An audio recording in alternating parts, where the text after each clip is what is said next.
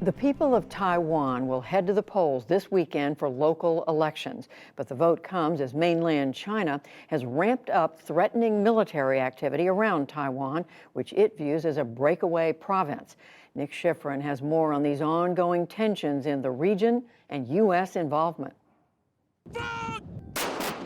For years, the People's Liberation Army has been training and modernizing to meet what the U.S. says is a singular goal: be able to invade Taiwan and beat back any U.S. response by 2027. That date set by President, General Secretary, and Supreme Commander Xi Jinping. Last month at the 20th Communist Party Congress, he reiterated his vow to reunify, one way or another. We insist on striving for the prospect of peaceful reunification with the greatest sincerity and with the greatest effort. However, we are not committed to abandoning the use of force, and we reserve the option of taking all necessary measures. The 2022 has provided Beijing a warning and Taiwan a model. A small, agile army can stand up to a superpower. Taiwan's military is 1/10 the size of China's, and the war in Ukraine has highlighted efforts to embrace an agile defense. With expanded missiles, improved air defense, and increased surveillance and reconnaissance. Last weekend at the Halifax International Security Forum, I sat down with Taiwan's Deputy Foreign Minister Ming Yancai. In Taiwan, we watch the situation in Ukraine closely, and we would continue to beef up our defense so as to raise the cost for the potential invasion from the other side of the Taiwan Strait. U.S. officials recently visited Taipei, I was told, to talk about some of the lessons from the Ukraine war. What did they tell you? In the battlefield of Ukraine, we can see it's very important. You need to hold the solidarity to fight back. You may know that on a daily basis, we suffer military intimidation, economic coercion, political infiltration, cyber strike, disinformation campaign, and the international blockade. You're increasing defense spending, about 14%, up to 2.4% of GDP. A former Pacific commander in the U.S. told us that's not enough. That the U.S. shouldn't come to your aid until you can prove you'll be able to lead your own resistance. Can you? Yes, I think it would be never enough. But we need to use our limited resources in a very smart way. And that's the reason why Taiwan also carry on our reforms for our long-term military structure. And the purpose is to make Taiwanese military forces more resilient, more agile. A Russian defeat in Ukraine, Ming Yancai says, would help deter Beijing.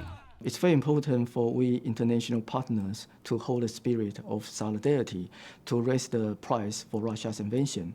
If we failed, I'm afraid China may copy that kind of model to do the same thing to its neighborhood.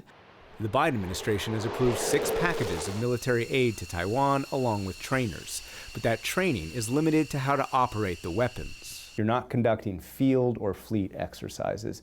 Do you think there should be? We would like to have all kinds of contact and cooperation with our American counterparts between our military forces. That would be very helpful. It sounds like you're asking for more training. If we can have that, that would be more than welcome. And are you concerned, or would you be concerned, that that would actually provoke Beijing and make war more likely if the U.S. were to increase its training with Taiwan? China only understands the language of power politics. So are you saying that the United States would come to Taiwan's defense if China attacked? Yes, we have a commitment to do that. On 3 separate occasions. Are you willing to get involved militarily to defend Taiwan if it comes to that? Yes. You are? That's the commitment we made. President Biden has rhetorically broken with 4 decades of U.S. strategic ambiguity about whether the U.S. will defend Taiwan. Our one China policy has not changed.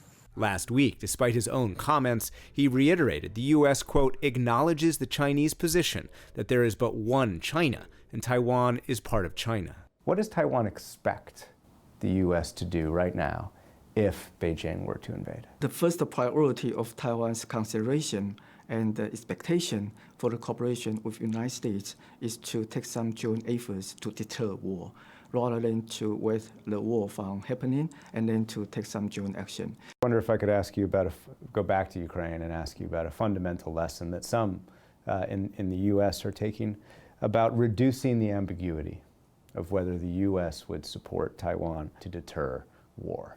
Do you agree? what we sense in Taiwan is U.S. commitment to Taiwan security is becoming clearer than ever. So we will continue to use this momentum to deepen security partnership between our two sides. There is momentum, but would you rather see a change in U.S. policy giving up strategic ambiguity? Actually, Taiwan realized that it's our responsibility to safeguard our sovereignty and democracy. So we will continue our endeavor to beef up our defense capacity, and we would also, invite stronger support from our international partners so as to make Beijing understand that Taiwan is not alone. Deputy Foreign Minister, thank you very much. Thank you so much to be here.